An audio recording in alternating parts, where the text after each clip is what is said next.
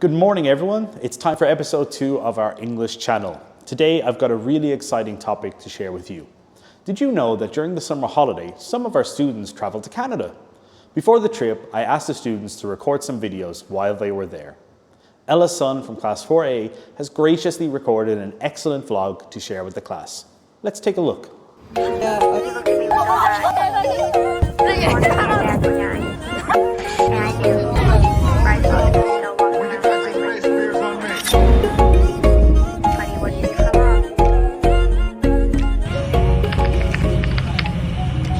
This summer, my classmate and I went on a school trip to Vancouver, Canada.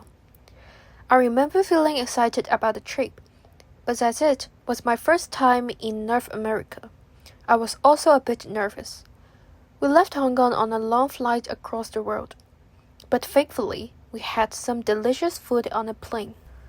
After landing in Canada, we had to get our bags and take a ferry to Vancouver. When we started to explore the city, we saw some great sights. We saw some buildings with Chinese influence and even some Chinese food there. The city looked modern, but it also has some older buildings that give it a different feel to Hong Kong. I did have one difficulty on that day. I had a problem to exchange my coins, but I was scared to ask a local Canadian because I was worried about my English. I was afraid that he would make fun of my English. But he answered my question in a friendly way, which changed my perspective on foreign countries. I think this experience made me want to improve my English. Another thing that makes me miss Vancouver is the environment and the weather. The weather there is comfortable. Unlike in Hong Kong, during our visit, we saw some animals like ducks and deer in the park, which were really amazing. We don't see animals like that in Hong Kong very often.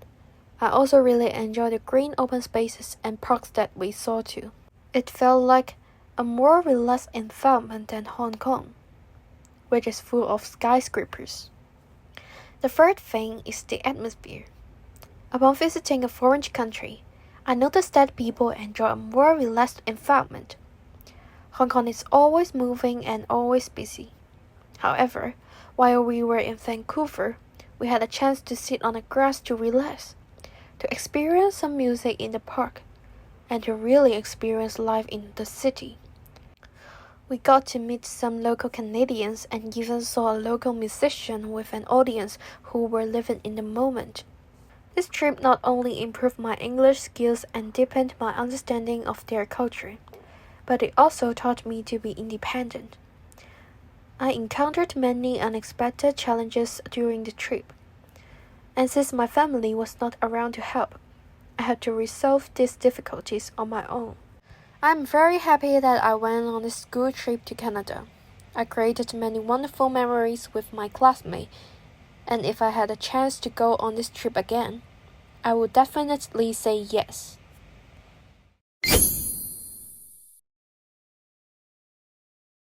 This summer, some of our students traveled to Canada and had a wonderful time. They got to visit Vancouver Island and see all the beautiful scenery there. They also had a chance to practice speaking English with native speakers. Although it made them feel quite nervous, they did a great job. It was a fantastic trip.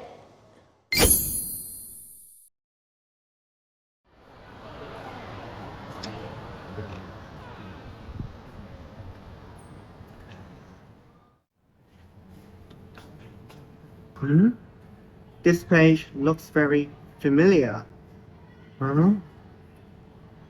Isn't that me? What would it be? It seems sad. What happened? I don't know. Maybe he found the page that Patrick created to mock him. Let's prank him. Alright, let's go. Oscar, what are you doing? What are you scrolling at? Let me have a look. What is this? Who uploaded your beautiful picture on Instagram? And it has the funniest caption ever. Leo, quickly, have a look.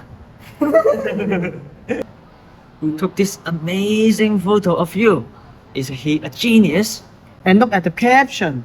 He says the most handsome man ever.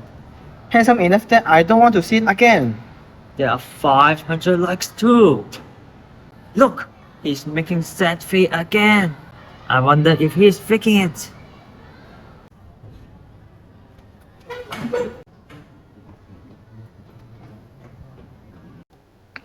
My God, what happened? Are you okay? Or are you in tears? They kissed at me about my nose. I'm going for on Instagram and mocked at me. Unbelievable. Let's go see them now. No, I don't want to be laughed at again. Why would you do things that make other people feel bad about themselves?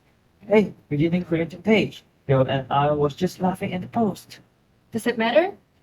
If you're making fun with the post, you are hurting Oscar. What you two did not only feel the culprit who created the Instagram post, but you also hurt the victim. We didn't think of it this way. Or you should. Oscar was crying in the corridor when I met him. Did you see how devastated he was? I'm sorry. I didn't think that what I did could cause you this much discomfort. Me too. I'm sorry, Oscar.